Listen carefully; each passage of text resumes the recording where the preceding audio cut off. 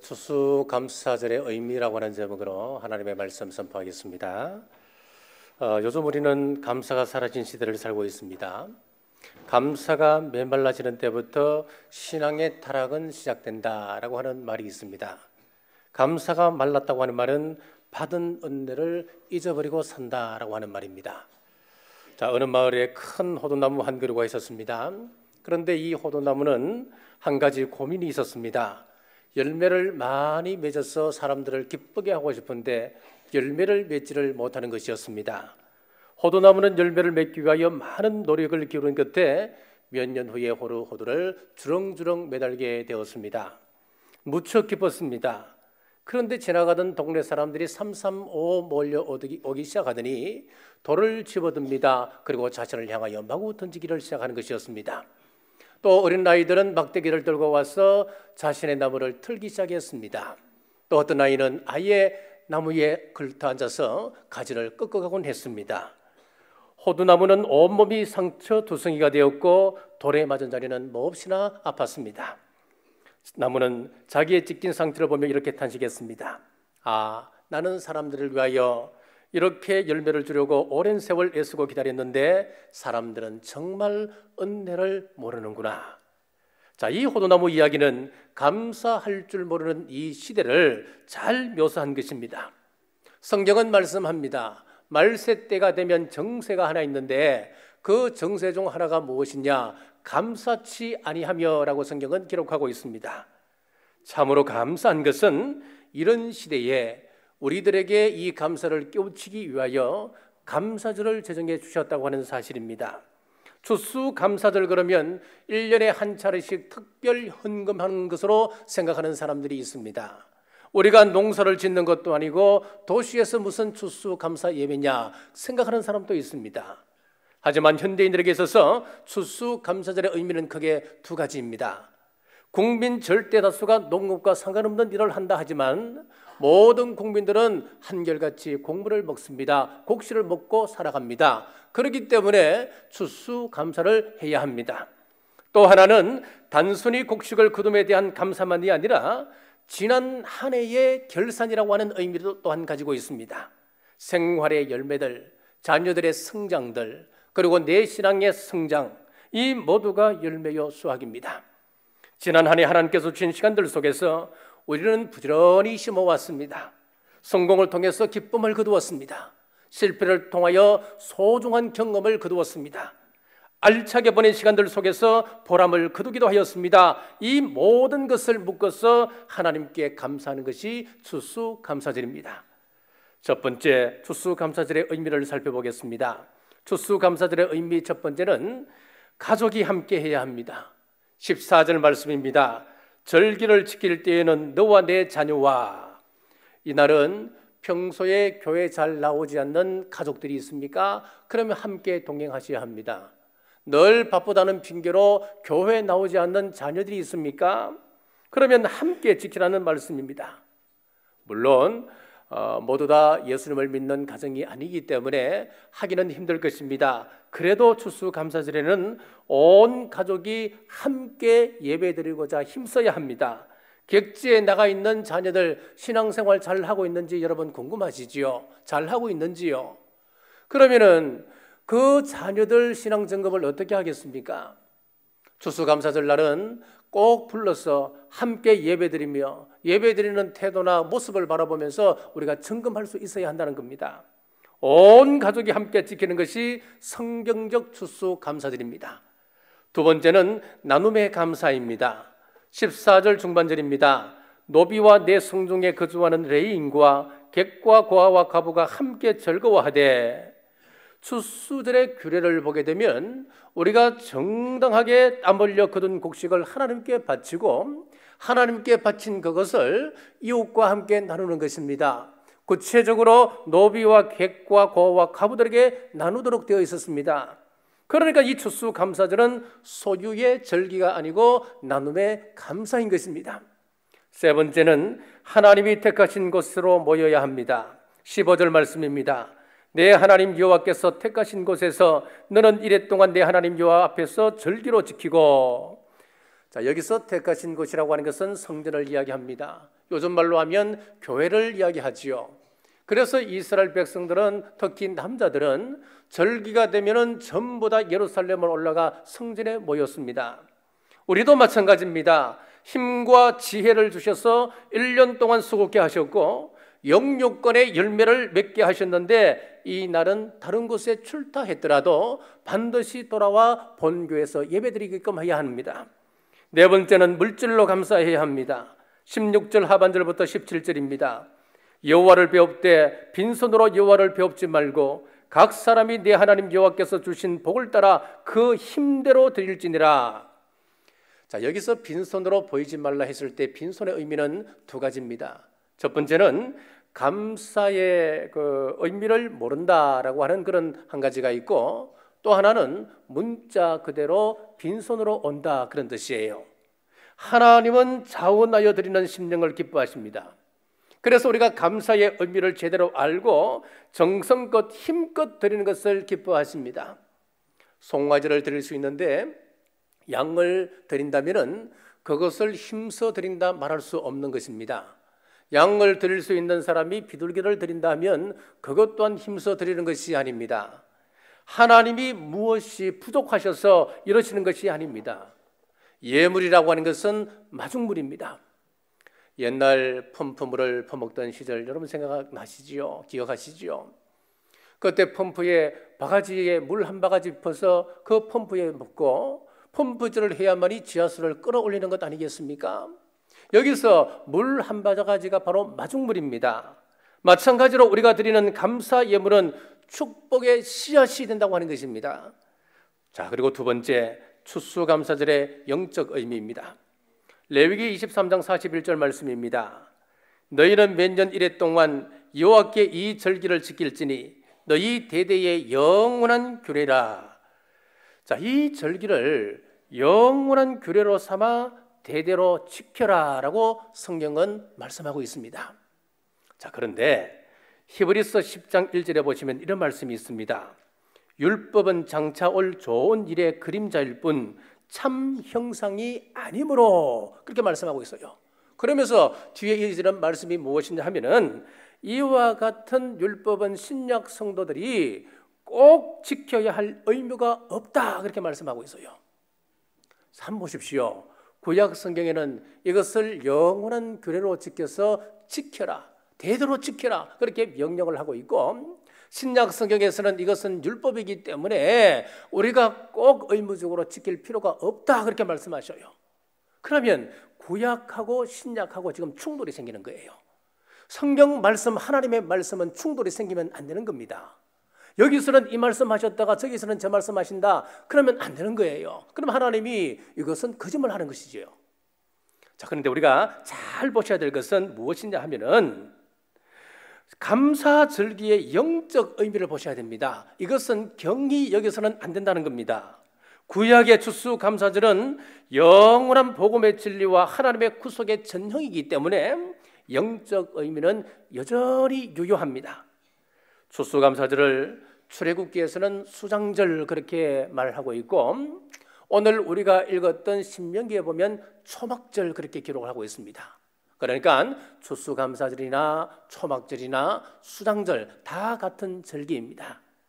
초막절은 곡식을 거두기 위하여서 들판에 초막을 치고 기가하던 데서 그 명칭이 유래가 되었습니다. 그런데 그 의미를 좀 더 확대시켜서 조상들이 40년 광야 생활을 했던 것을 기억하고 들판에 초막을 치고 일주일 동안 야영을 하는 것입니다. 40일 광야 생활을 보십시오. 광야를 행진할 때 낮에는 구름기둥, 밤에는 불기둥으로 인도하셨습니다. 이 구름기둥, 불기둥이 일종의 천막 역할을 해 주었을 뿐만 아니라 피난처요 보호막이었습니다. 그것뿐만이 아니었습니다. 만나와 메추라기로 백성들을 먹이셨습니다. 그러므로 초막절의 영적인 의미는 마지막 추수, 마지막 심판의 날 하나님께서 택하신 백성들을, 이스라엘 백성들을 40년 동안 불기둥과 구름기둥으로 만나와 메추라기로 먹이셨던 그 하나님께서 보호하시고 지키시고 인도하심을 예표적으로 보이는 그런 절기입니다. 또 추수절을 수장절이라 부르는 것은 추수한 곡식을 창고에 넣어둔다. 그래서 수장절, 그렇게 이름을 붙였습니다. 요한복음 4장 36절에 보시면은 거두는 자가 이미 삭도 받고 영생에 이르는 열매를 모으나니 이는 뿌리는 자와 거두는 자가 함께 즐거워하게 하려 함이라. 자, 우리 성경에 보면은 하나님을 농부로 여러 곳에서 비유적으로 말씀하십니다. 농부이신 우리 하나님께서 천지 만물을 창조하신 최종 목적이 무엇이냐 하면은 알곡, 즉 성도들을 얻고자 하는 데 있음을 말씀하고 있는 것입니다. 성경은 불신자와 악인들을 가라지와 쭉정이로 묘사하고 있고 성도를 알곡이라 묘사를 표현하고 있습니다. 자, 알곡은 반드시 타작과 관련해서 생각해야 합니다. 고대 이스라엘의 타작 방법은 날카로운 타작 기구를 사람이나 가축의 힘을 이용하여서 곡식단을 털게 되고, 그리고 곡식의 껍질을 벗겨내고 또 바람을 이용하여서 쭉정이나 가라지를 분리해 내었습니다. 그 이후에 알곡만을 창고에 넣어두게 되었습니다. 여기서 타작 과정은 하나님의 종말 심판을 상징합니다. 알곡과 가라지를 분리하여서 엄중한 심판을 가지는 것을 상징적으로 보여줍니다. 그때 성도들은 참 알곡으로 분류가 되어서 영원한 천국 창고에 들여지게 됩니다. 사랑하는 여러분, 주님 재림 시 믿는 자는 하나님의 곳간 천국에 들어간다, 영원히 산다, 이것만 생각해도 우리가 감사하지 않을 수가 없습니다. 이 수장절의 영적 의미를 깨닫게 되면 골로새서 3장 17절의 고백을 할 수밖에 없습니다. 또 무엇을 하든지 말이나 일이나 다 주 예수의 이름으로 하고 그를 힘입어 하나님 아버지께 감사하라 그랬습니다. 자, 우리 신앙의 완성은 감사입니다. 하나님께서 베풀어 주신 그 은혜를 생각하면 감사할 수밖에 없습니다. 예수 그리스도를 통하여 우리를 구속해 주신 그 구원의 은혜 생각하면 감사하지 않을 수 없습니다. 그리고 또한 장차 베풀어 주실 천국에 대한 소망, 그것 또한 감사할 수밖에 없습니다. 자, 여러분들이 잘 아시는 이 오프라 윈프리는 미혼모에서 태어났습니다. 그래서 어릴 때부터 굉장히 어려운 환경 속에서 자라나게 되는데, 이 아이를 키워줄 사람이 없어서 어쩔 수 없이 외할머니 댁에서 어린 시절을 보내게 되었습니다. 자, 그러던 중 외삼촌에게 못된 일을 당하여서 14살 때 아기를 낳았습니다. 그런데 그 아기가 2주 만에 죽어버렸습니다. 너무나 힘든 일이 지속되니까 결국은 오프라 윈프리가 14살 때 가출하여서 마약에 손을 대었고 폭식증으로 몸이 비대해지기 시작했습니다. 그러던 중 탕자처럼 살던 아버지가 예수님을 믿게 되었습니다. 그때까지는 이 아버지가 이 아이의 존재에 대해서도 기억이 희미한 때였습니다. 자신의 아이를 찾게 되는데 수소문 끝에 어렵게 찾아보니까 감호소에 이 아이가 있는 거예요. 그래서 그 아이를 찾아가서 내가 이 아버지인데, 그래서 이 아이를 만나보니까 마약에 중독되어 있고 폭식증으로 몸은 망가져 있습니다.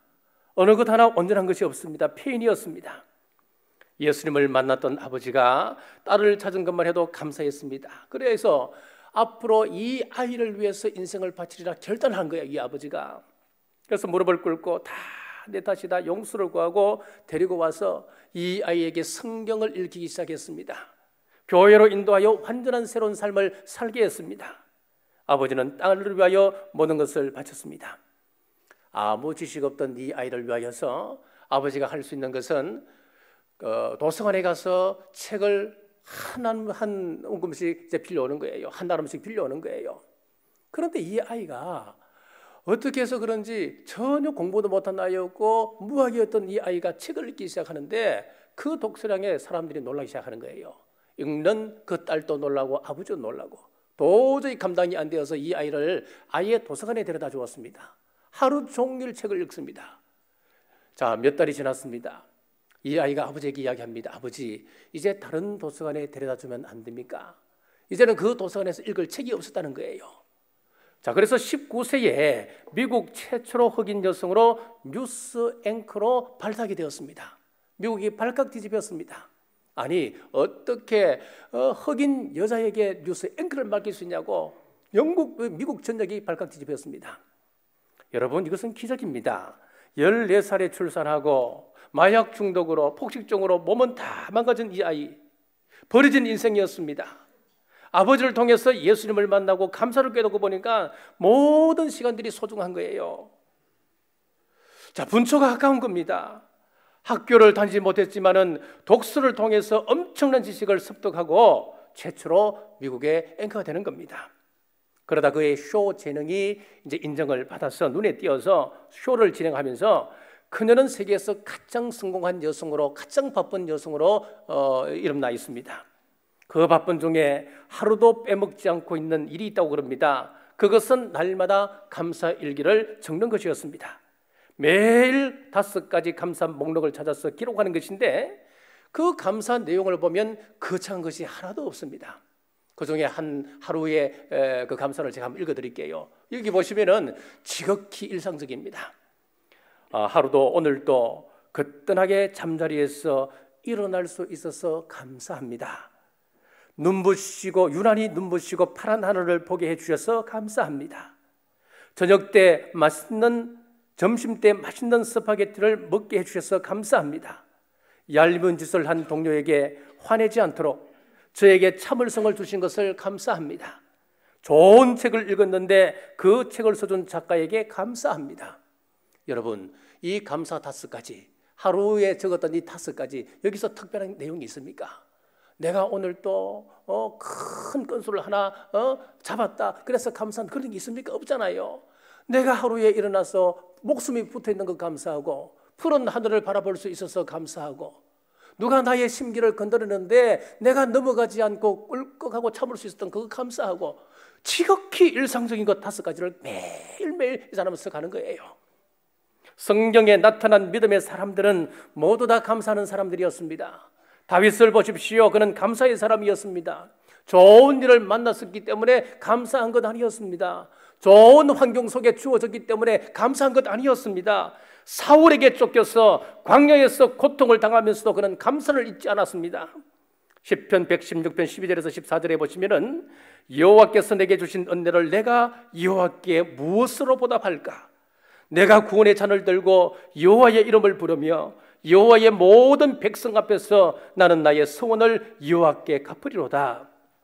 지금 상황이 사망의 줄이 자기의 목을 옥죄고 있는 거예요. 엄부의 고통이 내게 미치는 최악의 상황입니다. 죽느냐 사느냐 절체절명의 상황에서 그는 손을 들고 하나님께서 내게 베풀어 주신 은혜가 큰데 내가 무엇으로 보답할까요? 기도하고 있는 거예요. 성경에서 말하는 감사는 소유의 문제가 아닙니다. 내가 저 사람보다 많이 가졌고 많이 지금 벌고 있고 그 문제가 아니에요. 내가 조금 적게 벌었냐 많이 벌었냐 그 문제가 아니었습니다. 무엇을 소유했든지 어디를 가든지 누구를 만나든지 어떤 환경에 처했든지 항상 감사한 것이었습니다. 사랑하는 여러분, 우리가 추수감사절의 영적 의미를 생각하시고 지금 주어진 일상에서 감사하는 우리 모두 되시길 주님의 이름으로 축복합니다. 세 번째, 감사하면 하나님께서 우리에게 주시는 약속의 말씀이 있습니다. 15절 중반절입니다. 내 하나님 여호와께서 내 모든 소출과 내 손으로 행한 모든 일에 복 주실 것이니 너는 온전히 즐거워할지니라. 여기 보면 2가지 복을 말씀하고 있는데 첫 번째 복이라고 하는 것은 소출의 복을 주신다라고 했습니다. 여기서 소출이라고 하는 것은 소득, 열매 이런 뜻을 가지고 있습니다. 아무리 많이 벌어도 통장에 잔고가 쌓이지 아니하고 항상 마이너스 통장이다. 내가 많은 돈을 벌었습니다만은 통장에 쌓인 것이 없다라고 하면 무슨 보람이 있겠습니까? 전답이 많습니다. 그래서 파종을 많이 했습니다. 그런데 홍수가 밀려오고 또 해충이 밀려옵니다. 가뭄이 들어서 바싹바싹 타발라 들어갑니다. 그래서 결실을 하지 못한다. 그러면 얼마나 여러분 힘들겠습니까? 보람이 있다고 이야기할 수 있겠습니까? 비록 많이 벌지는 못하지만 가족들이 건강하고 통장에 조금씩 저축이 쌓여간다면 또 얼마 안 되는 땅이지만 주어진 땅 안에서 하나님으로부터 복을 받아서 내가 추수할 수 있다고 한다면 그것이 복 아니겠습니까? 이것이 바로 소출의 복입니다. 두 번째는 내 손으로 행한 모든 일에 복을 주신다 했습니다. 여기서 모든 일이라고 하는 것은 직업 아니면 노동을 의미합니다. 즉 직장에서 일을 하거나 아니면 내가 농사를 짓거나 아니면 사업을 한다라든지 우리 손으로 하는 모든 일에 하나님께서 복 주신다, 그 말씀입니다. 자, 그런데 사실 우리가 손을 대었다고 모든 것이 잘 되고 형통하지는 않습니다. 열심히 힘써 수고했다고 무조건 풍성한 열매를 거두는 것 또한 아닙니다. 15절에 보면 복을 주실 것이니 이 말씀이 있습니다. 이 말씀은 영어로 보니까 미래형 수동태로 되어 있습니다. 그러니까 무슨 이야기냐면은 하나님께서 앞으로 우리의 소출과 내 모든 하는 모든 일에 복을 주실 것이다. 약속을 믿고 즐거워하라, 그렇게 말씀하고 있어요. 내가 지금 당장 그런 복을 못 누리고 있습니다. 당장 그런 소출이 없습니다. 모든 일에 형통함이 없습니다. 그런데 하나님께서 앞으로 반드시 복 주실 것이니까, 소출을 주실 것이니까 미리 하나님 앞에 온전히 감사하라, 그렇게 말씀하고 있단 말씀이에요. 여러분, 이것은 굉장히 중요한 문제입니다. 이미 받은 축복에 감사할 줄 아는 사람은 그 복을 계속해서 받습니다. 하지만 감사를 잊으면 주신 복도 헛되게 됩니다. 그래서 축복은, 감사는 복 받는 연습이고 불평은 망하는 연습이다, 그런 말이 있지 않습니까? 그리고 더 중요한 것은 감사와 불평은 내가 선택하는 것입니다. 예를 들어서 나에게 악감정을 품고 늘 험담하는 사람이 있다면 너무 그 사람에게 신경 쓰지 마세요. 그 사람이 무슨 말을 할까 늘 감시하듯 신경 쓴다면 그것 또한 어리석은 일입니다. 그 사람 보고 기분 나쁠 것인가, 아니면은 보면 기분 좋아지는 사람을 내가 가까이 할 것인가, 그 선택은 내가 하는 거예요. 이건 선택의 문제입니다. 나도 저분같이 행복한 신앙생활을 하고 지지하고 격려하는 사람으로 세워지고 싶다, 저 사람하고 가까이 하고 싶어, 이것은 내가 선택하는 거예요. 이 선택에 따라서 축복과 저주가 결정되어집니다. 요셉을 보십시오. 하나님은 요셉을 소년의 때 꿈을 통하여 하나님을 만나게끔 했습니다. 비전을 소유하게끔 했습니다. 그런데 17살에 팔려가서 30살이 될 때까지 그는 종살이, 옥살이 등 온갖 고생을 다 겪게 되었습니다. 그 기간 동안 요셉이 선택한 것은 무엇이었습니까? 불평을 선택했습니까? 아니면 감사를 선택했습니까? 그는 감사를 선택한 사람이었습니다. 만약 요셉이 감사를 선택하지 않고 불평을 선택했다면 나는 되는 게 없어, 나는 재수 없게 형들에게 팔려서 노예로 팔려가지고 거기서 고생하다가 또 나쁜 여주인을 만나서 감옥에 들어가고 나는 참 재수 없는 놈이야, 자신을 한탄할 수도 있지 않겠습니까? 그리고 감옥에서 신세졌던 술 맡은 관원장이 참 높은 자리로 다시 복직이 되는데 그 인간도 참 어리없는 인간이야. 나에게 은혜를 입었으면 자기가 좋은 자리에 있었을 때 나를 생각하고 나를 빼주든지 해야 되지 말이야. 참 믿을 놈 없어. 가슴을 치고 한탄할 수도 있고 원망 불평이 가득할 수 있는 사람 아니겠습니까? 여러분, 감사할 것인가 불평할 것인가, 이것은 내가 선택하는 것입니다. 여러분, 선택은 훈련입니다. 저절로 감사가 오는 것은 아닙니다. 우리는 부정적 문화 속에 살고 있기 때문에 뭐든지 비판적으로 봅니다. 이런 비판적 사고에 내 몸을 맡겨버리면 우리는 패망하게끔 되어 있습니다. 훈련해야 합니다. 말하는 훈련, 사고하는 훈련, 사람을 만났을 때 그 사람의 장점을 찾아서 격려해 주는 것 모두 다 훈련입니다. 환경이 좋아진다고 감사할 수 있을 것 같습니까? 절대로 그렇지 않습니다. 기도 응답이 받았다고 우리가 찬양할 수 있을 것 같습니까? 훈련되지 아니하면 찬양할 수가 없습니다. 우리 교회는 2년 전부터 송구 영신 예배 때 기도 제목을 제출하게 했습니다. 기도 제목을 1년 동안 우리가 함께 기도하면서 연말 되면 다시 그 기도 제목 썼던 걸 다시 한번 돌려주게 되는데 대부분의 사람들이 하는 이야기가 기적이라는 거예요. 이 기도 제목들이 거의 다 응답받았다는 거예요. 그런데 한번 보십시오. 응답받았던 그 순간순간들을 기억하는 사람이 누가 있습니까? 우리는 다 잊어먹고 살았습니다. 하나님께서 이런 큰 은혜를 베풀어 주심에도 불구하고 감사의 훈련이 되어 있지 않으니까 그냥 무덤덤하게 지나가는 거예요. 그래서 써놓고 보니까 연말에 가서 보니까 이것이 언제 응답받았지 그렇게 되는 거예요. 훈련되지 아니하면 감사할 수 없는 것입니다. 미국의 워싱턴 대학의 심리학 교수인 존 가트민 박사가 35년 동안 3,000상의 부부를 연구를 했어요. 임상조사를 했습니다. 그래서 연구하면서 중요한 사실 하나를 발견하게 되는데 대화의 패턴에 대한 것이었습니다. 대화의 패턴에 따라서 부부 같은 경우에는 이혼을 하느냐 아니면 순적한 부부 생활을 하느냐 결정되더라고 하는 거예요.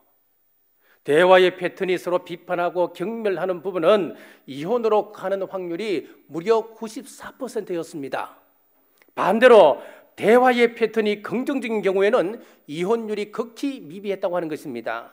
그래서 이분이 이혼 직전의 부부에게 한 가지 처방을 내리는데 하루에 한 번 이상씩 감사합니다, 서로를 향하여 고맙습니다, 반복적으로 시켰다는 거예요. 이것을 훈련을 시켰다는 거예요. 감사가 훈련이 되다 보니까 이혼 위기에 처했던 그 가정들이 회복되는 놀라운 결과가 있었다. 그는 이렇게 결론을 내리고 있습니다. 그렇습니다. 감사는 놀라운 힘이 있습니다. 사랑하는 여러분, 지금 이 시간 여러분 한번 생각해 보십시오. 감사를 한번 해어 보십시오.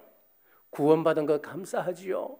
세상 사람들 지금 이 구원의 진리를 모르고 참 기쁨을 모르고 살아가는데 그 사람들 생각하면 이 자리에 앉아 있는 것만큼 우리는 참 감사한 거예요.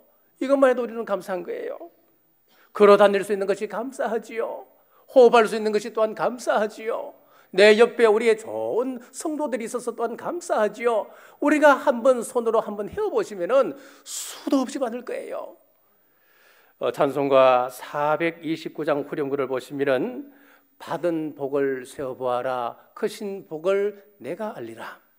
받은 복을 세어보아라, 주의 크신 복을 내가 알리라. 이런 후렴구가 있습니다. 하나님께서 우리에게 감사절을 지키라 하신 것은 우리에게 무거운 짐을 지우기 위해서 함이 아니었습니다. 우리를 위해서입니다. 우리를 감사하는 사람으로 세우기 위함이었습니다. 감사 속에서 행복한 삶을 살게 하기 위함임을 알고 감사하는 우리 모두 되시길 주님의 이름으로 축복합니다. 언더우드 선교사는 1884년도 26의 나이로 한국에 자신의 청춘을 불태웠던 사람이었습니다. 이분은 장래가 촉망되는 청년이었습니다. 그런데 미국에서 그 모든 것 다 팽개치고 대한민국을 위하여, 한국을 위하여 그가 이 땅을 선택을 했습니다. 자, 그는 세문안교회를 설립했습니다. 경신학교, 연희전문대학교를 세우고 선교사를 위한 한국어 문법과 대한민국 최초로 영한사절을 간행했던 분이기도 합니다.